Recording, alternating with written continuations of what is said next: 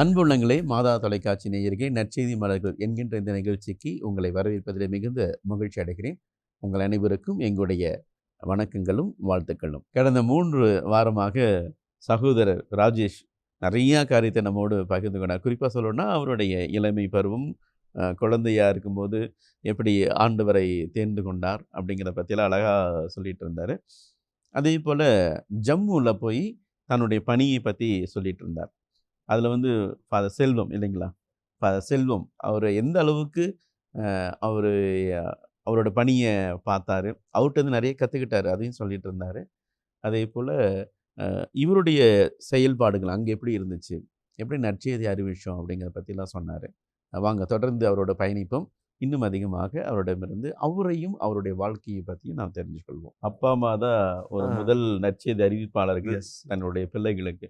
நம்ம எப்படி நடந்துக்கிறீங்களோ அதை பார்த்து தான் குழந்தைங்க கற்றுக்குறாங்க. அந்த மாதிரி தான் உங்களுடைய ஃபேமிலி இல்லைங்களா? அப்புறம் எனக்குமே ஒரு ப்ராக்டிஸ் வந்துருச்சு. என்னென்னா, அவங்கள வந்து நீங்கள் மாஸுக்கு போங்க அப்படின்னு சொல்லி கட்டாயப்படுத்தலை, ஜெபம் பண்ணி தான் ஆகணும் அப்படி கட்டாயப்படுத்தலை, பைபிள் வாசி தான் ஆகணும் இல்லை. எனக்கு எப்படி இருந்துச்சுன்னா, அது வந்து அவங்களுடைய சுதந்திரம். But they have to experience it. அதை டேஸ்ட் பண்ணணும், அதுக்கு கடவுள் ஏதாவது செய்யணும் அப்படிங்கிற ஒரு ஆதங்கம் இருந்துச்சு. ஆனால் அது கடவுள் செய்தார். அதுதான் இங்கே பெரிய பியூட்டி. என்னுடைய மூத்த பையன் வந்து அவனுக்கு ஜஸ்ட் அந்த 13லாம் இருக்கும்போது ஹி காட் தட் எக்ஸ்பீரியன்ஸ். எனக்கு என்ன அனுபவம் கிடைச்சதோ அந்த அனுபவம் அவனுக்கு கிடச்சிருச்சு. அதனால அவன் வந்து எப்படி ஆகிட்டுனா ஸ்பிரிச்சுவலாக அப்படி ஓட்ட ஆரம்பிச்சிட்டான். அப்புறம் என்னுடைய பொண்ணும் அந்த மாதிரி வர ஆரம்பித்தாங்க. அதுக்கப்புறம் கொஞ்சம் லாங் கேப்புக்கு அப்புறம் தேர்டு ஒரு சன். அவனுமே எப்படின்னா ஸ்பிரிச்சுவலாக இருக்கிறது ரொம்ப விரும்பும். திடீர்னு வந்து எனக்கு சொல்லுவான், டாடி நான் வந்து ஜீசஸ்க்காக நான் இது விட்டுடலான்ட்டு இருக்கிறேன். வெரி குட்ரா. அப்புறம் வந்து இவங்க யாருக்குமே இப்போ பொதுவாக இப்படி சொல்லுவாங்க, வீட்டில எல்லாம் பார்த்தீங்கன்னா அந்த 10th ஸ்டாண்டர்ட் வந்தால் பிள்ளைங்களோடையே உட்காந்து சொல்லி கொடுத்து படிக்க வச்சு பயங்கரமாக. நாங்கள் மிஷன் தான் எங்களுடைய ஒர்க்கு. நிறைய சமயம் ரொம்ப கை குழந்தையா இருக்கும்போது தூக்கிட்டு பல இடங்களுக்கு மினிஸ்ட்ரிக்கு போயிருப்போம். நாங்கள் எக்ஸாம் இருக்கும், இவங்களுடைய படிப்பு என்ன ஆகும் அப்படிங்கிற ஒரு பயம் எங்களுக்கு இல்லை, ஆனால் எங்களை சூழ்ந்திருந்த எல்லாத்துக்குமே இருந்துச்சு. இவங்களை இப்படி பண்ணுறாங்களே இவங்க. ஆனால் பெரிய பியூட்டின்னா, எப்படி வந்து பைபிள் வசனத்தை அவங்களுக்கு சொல்லிக் கொடுக்கறதுக்கு எங்களுக்கு நேரம் இல்லையோ, அதே போல் படிப்பை சொல்லிக் கொடுக்கறதுக்கு எங்களுக்கு சுத்தமாக நேரம் கிடையாது. 3 பிள்ளைங்களுக்குமே நாங்கள் வந்து உட்காந்து 10th-க்கோ 12th-க்கோ சொல்லிக் கொடுக்கவே இல்லை. ஆனால் அவங்க என்னன்னா 3 பேருமே சின்சியர் சிகாமணிகள். அவங்களே உட்காந்து படிப்பாங்க, அவங்களே மார்க் வாங்குவாங்க, நல்ல மார்க் வாங்கிட்டு வருவாங்க. எல்லாமே 80ஸ்க்கு மேலே தான். அதுவும் இப்போ இருக்கிற சின்ன பையன் பார்த்தா, நான் இப்போ 7th ஸ்டாண்டர்ட் படிக்கிறான். அவனுக்கு நாங்கள் அப்படிலாம் சொல்லிக் கொடுக்கறதில்ல. அவனே வந்து இன்னைக்கு நான் ஹோம்ஒர்க் பண்ணும், அது பண்ணும், இது பண்ணணும்னு சொல்லுவான். பார்த்தீங்கன்னா எல்லாமே 90ஸ்க்கு மேலே தான் வாங்கிட்டு வரோம். அது நாங்கள் என்ன நினச்சிக்கிறோன்னா, கடவுளுடைய பணி நாங்கள் செய்கிறதுனால கடவுள் அவங்கள பராமரிக்கிறார். எங்களால் முடியாத ஒரு விஷயத்த கூட அவங்களுக்கு சொல்லிக் கொடுக்குறார். எனக்கு இருந்த ஆதங்கம், பைபிள் வசனத்தை வந்து பிள்ளைங்களுக்கு சொல்லிக் கொடுக்க முடியலையேன்னு சொல்லி. ஆனால் வந்து என்னென்னா, இவங்களே அறியாமல் இவங்க பைபிள் வாசிக்கிறாங்க, இவங்க வசனங்களை சொல்கிறாங்க, ப்ரேயர் பண்ணுறாங்க. அது சரி, கடவுள் இதை டேக் கேர் பண்ணிக்கிட்டார். அதாவது அவருடைய ராஜ்யத்தின் பணியை செய்யும்போது குடும்பத்தை அவர் பார்த்துக்கிறார் அப்படிங்கிறதுக்கு வந்து கன்ஃபார்மாக நாங்கள் ஒரு பெரிய சாட்சி தான். அதில் எந்த மாற்று கருத்தும் இல்லை. தைரியமாக துணிவாக நாங்கள் செஞ்சோம். நிறைய பேர் திட்டினாங்க. ஆரம்பத்தில் வந்து எங்கள் பேரண்டெல்லாம் வந்து நான் இந்த மாதிரி போகிறேன்னு சொன்னப்போ, போகிறேங்கிறது தெரிஞ்சப்போ பயங்கர எகெயின்ஸ்ட் இருந்துச்சு. எங்கள் அப்பா என்னை வீட்டை விட்டு ஒரு 10 முறை துரத்தி விட்டுருப்பார். வீட்டை விட்டு போ சொல்லி. ஒரே பையன்தான், ஆனால் வந்து இப்படியெல்லாம் எங்கள் வீட்டில் இருக்க முடியாது அப்படின்னு சொல்லி அனுப்பி விட்டுருவார். அப்புறம் நான் போய் எங்கேயாவது எங்கள் ரிலேஷன்ஸ் வீட்டில் தஞ்சம் பூந்து இருப்பேன். அப்புறம் ஒரு 10 நாள் 15 நாள் யாருமே எங்கே போனேன் என்ன பண்ணிட்டு யாரும் கேட்க மாட்டாங்க. திரும்பி வீட்டுக்கு வந்தால் கூட சரி வந்துட்டியா, இனிமேல் இப்படிலாம் செய்யாதப்பா அப்படிலாம் இருக்காது. யாரும் கண்டுக்கவே மாட்டாங்க. நம்ம பாட்டுக்கு வீட்டில் போய் உட்காந்து வேண்டியதான். அவங்களுடைய பாயிண்டில் அவங்க ரொம்ப கிளியராக இருந்தாங்க. ஆனால் அப்படியெல்லாம் அது ஆரம்ப நாட்கள். ஒரு நாள் வந்து எங்கள் அம்மாவை எப்படியோ கன்வின்ஸ் பண்ணி நான் போகிற மிஷனுக்கு கூட்டிகிட்டு போயிட்டேன். ஒரு சர்ச்சில் வந்து ஒரு மிஷனு, அந்த மிஷனுக்கு எங்கள் அம்மாவை கூட்டிகிட்டு போயிட்டேன்.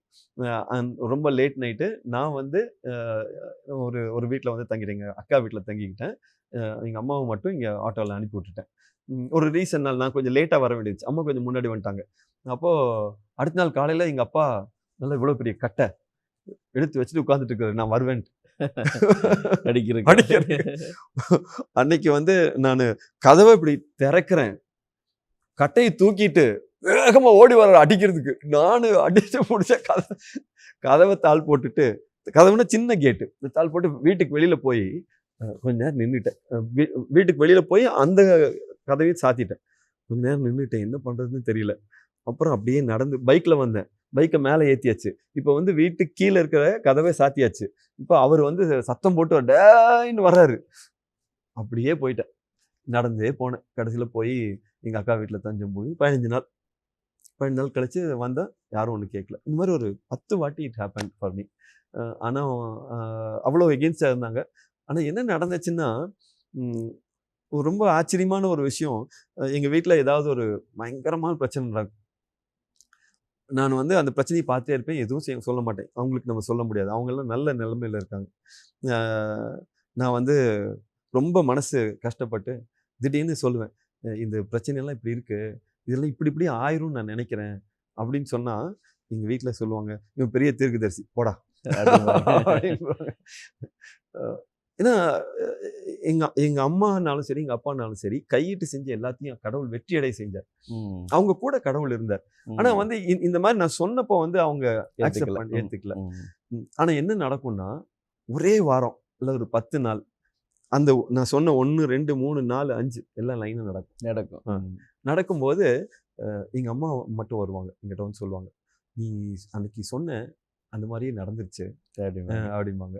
அப்புறம் நான் ஏதாவது தப்பாக சொல்லியிருந்தேன் என்னை மன்னிச்சிருன்னு சொல்லுவாங்க. சரி அதனால் என்ன விடுங்க அப்படின்னு சொல்லுவேன். ஆனால் அடுத்த வாட்டி கோபம் வரும்போது அதே மாதிரி தான் இருப்பாங்க. நான் இந்த மாதிரி ஏதாவது ஒன்று சொல்லுவேன். இந்த மாதிரி ரிப்பீட்டடாக நடக்க ஆரம்பிச்சிச்சு. அப்புறம் சில விஷயங்கள் நம்ம இப்படி செய்வோம்னு நான் சொல்லுவேன். அவங்க வந்து சின்ன பையன் உனக்கு என்ன தெரியும் அப்படின்னு நினச்சி விட்டுருவாங்க. அப்புறம் வந்து அதை செய்ய வேண்டிய கட்டாயம் வரும். அப்புறம் அதை செய்வாங்க. அப்படி பார்த்து பார்த்து பார்த்து என்ன ஆயிடுச்சுன்னா, ஒரு பீரியட் வரும்போது நான் மிஷனுக்கு போவேன். எங்கள் அம்மாவும் அப்பாவும் 2 பேரும் உட்காந்து மினிஸ்ட்ரிக்காக ஜெபம் பண்ணுவாங்க, ப்ரேயர் பண்ணுவாங்க. ரெகுலராக நடக்கும். Every day evening 6 o'clock. எங்கள் அம்மாவோடைய ரிட்டைர்மெண்ட் டைமில், அப்பாவோட ரிட்டைர்மெண்ட் டைமில் 6 o'clock ஆகிடுச்சுன்னா 1.5 hours அங்கே ப்ரேயர் நடக்கும். நான் எங்கே மினிஸ்ட்ரிக்கு போனாலும் போகிறதுக்கு முன்னாடி எல்லோரும் சேர்ந்து ஜெபம் பண்ணுவோம். அதுக்கப்புறம் தான் போவோம். அப்புறம் நாள் போக போக ஏற்றுக்கிட்டாங்க. அது எனக்கு ரொம்ப சந்தோஷமாக இருந்த விஷயம் என்னென்னா, எங்கள் அம்மா வந்து ரொம்ப இந்த உலக காரியங்களை குறித்து யோசிப்பாங்க, இதெல்லாம் இப்படி நடக்கணும். ரொம்ப பிரில்லியன்ட் அவங்க. இதெல்லாம் ஸ்பிரிச்சுவலாக வந்தாங்க. எங்கள் அம்மா தான் எனக்கு முதல்ல வந்து பரலோக மந்திரமும் அருள்நிந்த மந்திரமும் சொல்லி கொடுத்தாங்க. அதை மறக்கவே முடியாது. அவ்வளவு ஸ்பிரிச்சுவலாக இருக்குது. எனக்கு எங்கள் அம்மா சொல்லி கொடுத்ததில் ஒரு விஷயம் மறக்க முடியாது. என்னென்னா, டெய்லி நான் வீட்டை விட்டு போகும்போது சொல்லுவாங்க, இஸ்பிரித்து சார்ந்துவே தேவரீர் என்னோடு இரும் அப்படின்னு சொல்லி நீ ஜெபம் பண்ணும். ஹோலி ஸ்பிரிட், பரிசுத்த ஆவியானவர். அப்போ அந்த ஜெபம் நான் வந்து ஜெபமாலை கையில சொல்லுவேன். அப்புறம் என்னன்னா, இவங்க இப்படி சொல்லி கொடுத்ததுக்கு அப்புறம் கையில இஸ்பிரித்து சார்ந்துவே தேவரீர் மேல் இறங்கும்னு சொல்லுவேன். அப்ப இதெல்லாம் எனக்கு சொல்லி கொடுத்து, அப்போ என்னன்னா, ஒவ்வொரு வாட்டியும் இந்த ஜெபம் பண்ணும்போது பஸ்ல போகும்போதெல்லாம் செய்வேன். அப்போ வந்து அட்லீஸ்ட் ஒரு ஜெபத்தையாவது உணர்ந்து சொல்லணும்னு சொல்லி செய்யறது உண்டு. இப்போ இந்த இஸ்பிரித்து சார்ந்துவே தேவரீர் என் மீது இறங்கி வரும் சொல்லும்போது அப்படி உணர்ந்து சொல்ல நான் யோசிச்சேன். அப்போ என்னமோ சிலு என் மேல இறங்குற மாதிரி இருக்கும் அந்த ஒரு வாட்டி சொல்லும் போது, அந்த யோசிச்சு சொல்றோம்ல அந்த டைம்ல. அதெல்லாம் எனக்கு ஒரு பெரிய தேவபலம் தான். ஆனா எங்க அம்மா வந்து, நம்ம நல்லா இருக்கணும்டா, நம்ம நல்லா இருந்தாதான் மற்றவங்களுக்கு வந்து நம்ம நற்செய்தி சொல்ல முடியும். அதனால நீ படிச்சிருக்கிற, நல்ல வேலைக்கு போகணும், நல்லா இப்படி இருக்கணும் அப்படின்லாம் ரொம்ப எதிர்பார்த்தாங்க. ரொம்ப அதை பத்தி யோசிப்பாங்க. ரொம்ப ஸ்ட்ரிக்ட். ஒரு சின்ன ஒரு குண்டூசி கீழே கிடந்தா கூட அது வந்து கரெக்டா வைக்கணும். அது கீழே ஏன் கிடந்துச்சு, ஒரு ஜாமனை வச்சோம்னா ஸ்ட்ரெயிட்டா வைக்கணும், அப்படி ரொம்ப ஸ்ட்ரிக்டா இருப்பாங்க. அப்போ இவங்க நாட்டில் போக ஜெபமெல்லாம் பண்றாங்க. ஆனா ஒரு பர்டிகுலர் பீரியட் வரப்போ அவங்களுக்கு எல்லாமே மறந்து போச்சு. என்னையவே தெரியாது, என் ஒய்ஃபை தெரியல, சில்ட்ரனை தெரியல, எதுவுமே தெரியல. குழந்தை மாதிரி மாறிட்டாங்க. இப்போவும் எங்க கூட இருக்கிறாங்க. இதுல என்ன பெரிய பியூட்டினா, எல்லாமே மறந்துட்டாங்க.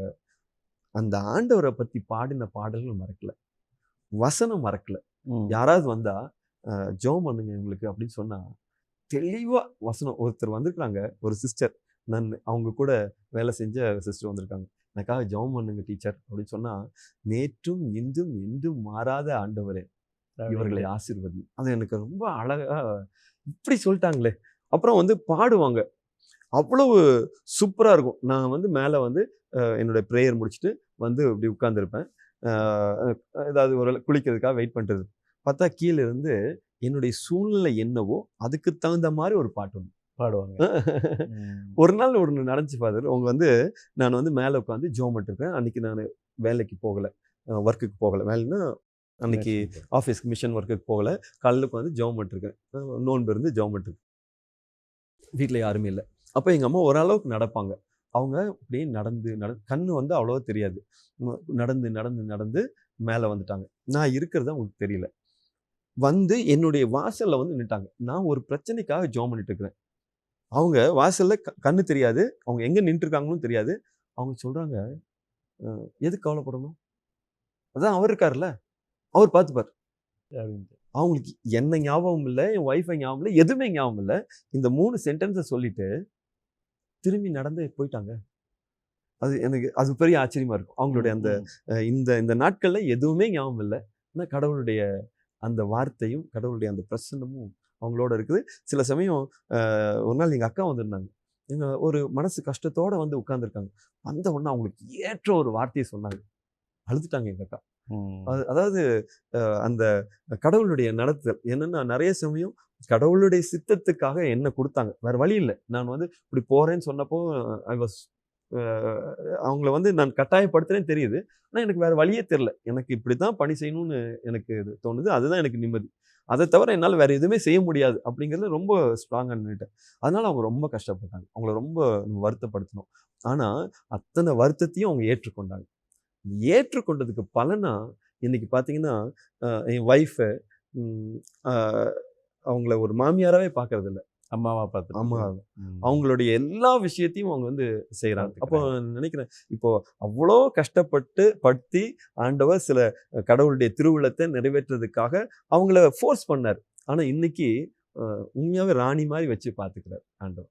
அது வந்து ஒரு பெரிய சந்தோஷமான ஒரு விஷயம். ஒரு பக்கம் பார்த்துக்கவும் செய்றாரு, இன்னொரு பக்கம் அவங்க வழியா கடவுள் செயல்படுறதும் ஒரு பெரிய சந்தோஷமா இருக்கு.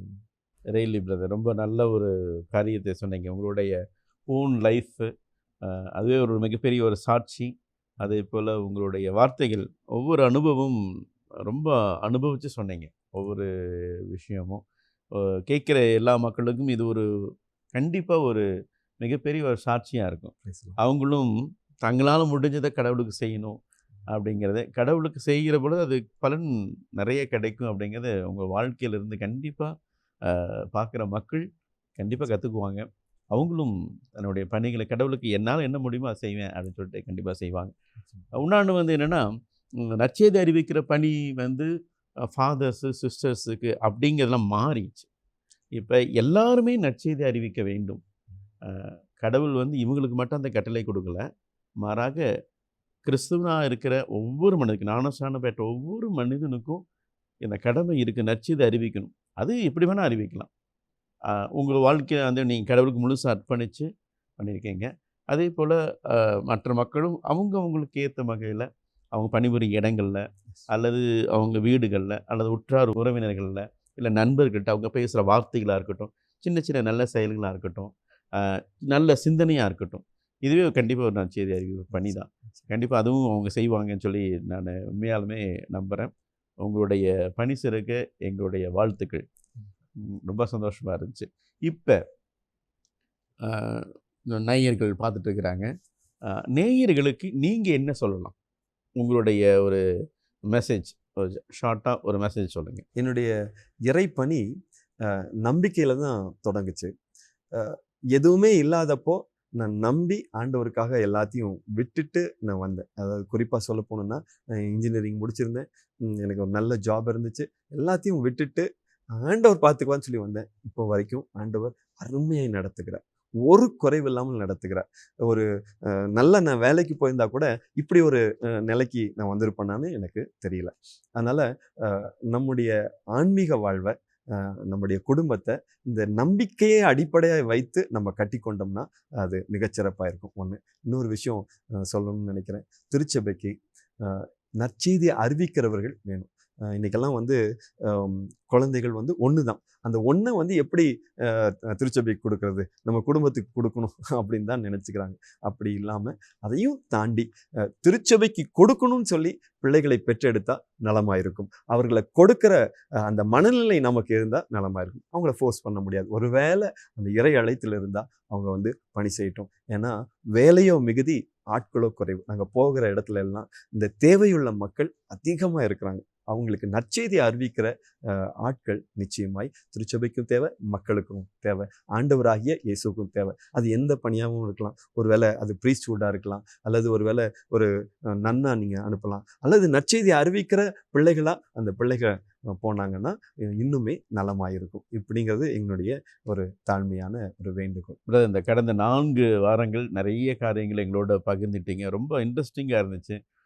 ஒரு சாதாரண ஒரு மனிதர், ஒரு லே பர்சன் வந்து இந்த அளவுக்கு நற்செய்தி பணிகளை செஞ்சிட்ருக்காரு அப்படின்னு பார்க்கும்போது ரொம்ப பெருமையாக இருக்குது. ரொம்ப பாராட்டுறோம். மாதா டிவி சார்பாக உங்களை பாராட்டுகிறேன். உங்கள் பணி சிறக்க வேண்டும் என்று சொல்லி தொடர்ந்து நாங்கள் ஜெபிக்கிறோம். அன்புள்ளங்களே, பிரதர் சொன்ன மாதிரி நற்செய்தி அறிவிப்பு பணிக்கு உங்களை அர்ப்பணிக்கவும் அல்லது உங்கள் குழந்தைகளை அர்ப்பணிக்கவும் உங்கள் அன்போடு கேட்டுக்கொள்கிறேன். இவருடைய பணி சிறக்க வேண்டும் என்று சொல்லி ஜெபியுங்க. தற்போது இவர் செஞ்சுட்டு இருக்க பணி வந்து ஒரு மகத்தான பணி. என்னென்னா, ஒரு பத்திரிகை நடத்திட்டுருக்காரு. மீடியாவில் யூடியூப் ஒன்று ஆரம்பித்து அதில் ப்ரேயர்ஸ் நிறையா பண்ணிகிட்ருக்கிறாரு. அதே போல் சின்ன சின்ன ஷார்ட்ஸ் வீடியோஸ் நிறையா எடுத்து பண்ணியிருக்காரு. இவங்க வீட்டுக்கு நான் போயிருந்தேன். அங்கே ஒரு ஸ்டுடியோ வச்சுருக்கிறாரு. ஒரு ப்ரேயர் ஹால் இருக்குது, ஒரு ஸ்டுடியோ இருக்குது. அதில் டெய்லியும் ஒரு சிலதெல்லாம் எடுத்து பண்ணிட்டுருக்காங்க. அதே போல் கால்ஸ் அப்படின்னு சொல்லிட்டு ஒரு 4-5 பேர் சேர்ந்து ப்ரேயர் நடத்தியிருக்கிறாங்க. கான்ஃபரன்ஸில் கால்ஸ் போட்டு அவங்க ப்ரேயர்லாம் நடத்தியிருக்காங்க. நிறைய பணிகளை செஞ்சிட்ருக்கிறாரு. ஆகவே இவருடைய பணி சிறக்க வேண்டும். அந்த ஜெய்ரே மிஷன்ஸ் இனியும் வளர்ச்சி அடைய வேண்டும். இவர் வழியாக கடவுள் நிறைய காரியங்களை செய்யணும். பல மக்களுக்கு பயனுள்ளதாகவும் நற்செய்தியை அறிவிக்க வேண்டும் என்று சொல்லி இவருக்காகவும் இவருடைய பணி சிறக்க வேண்டும் என்று சொல்லி இவருடைய குடும்பத்துக்காக ஜெபிக்க உங்களை அன்போடு அழைக்கின்றேன். அதே போல் இவருடைய வாழ்க்கையிலேருந்து ஒரு அழகான ஒரு காரியத்தை கற்றுக்கொள்ளலாம். அவர் சொன்னார், நான் என் மிஷனுக்காக நான் ஒப்பு கொடுத்துட்டேன், என் குழந்தைகளை கடவுள் பார்த்து கொண்டார் அப்படிங்கிற ஒரு ஆழமான ஒரு விசுவாசத்தை நமக்கு கொடுத்துருக்காரு, ஒரு நம்பிக்கையை கொடுத்துருக்கிறாரு.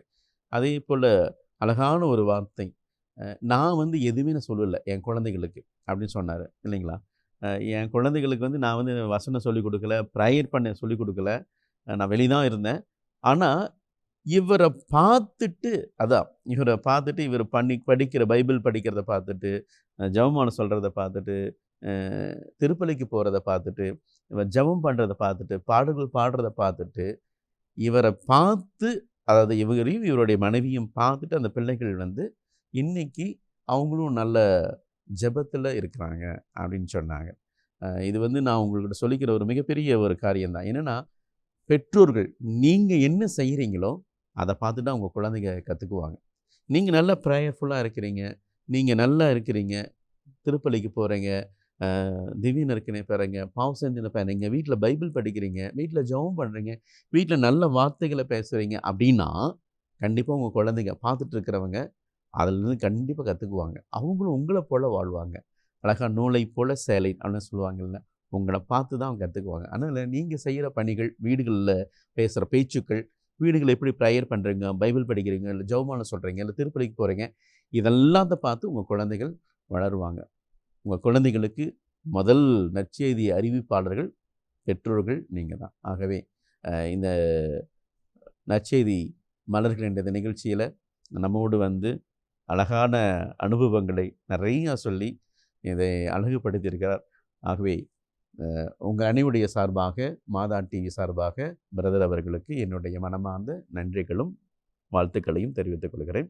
தொடர்ந்து உங்களுக்காக நாங்கள் ஜெபம் பண்ணுறோம். அன்புள்ளங்களே, அடுத்த வாரம் ஒரு புதிய நற்செய்தியாளரோடு உங்களை சந்திக்க இருக்கிறேன். அதுவரை உங்களிடமிருந்து விடைபெறுகிறேன். நன்றி, வணக்கம்.